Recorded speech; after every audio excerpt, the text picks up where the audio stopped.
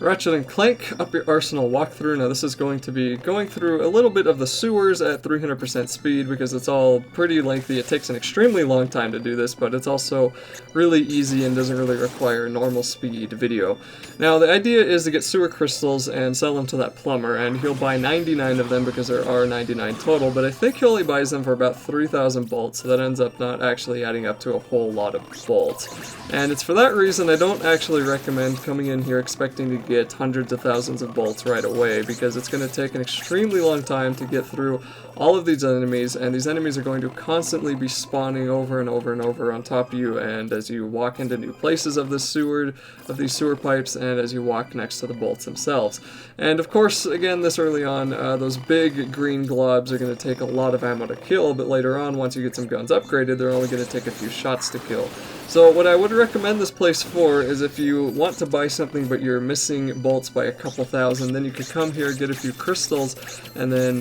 you're good to go. You also are going to want the magna boots or the gravity boots, whatever they call them, and those are going to let you walk on the walls and access other parts of these sewers that you can't actually get to until you have those boots. So even if you did stay here,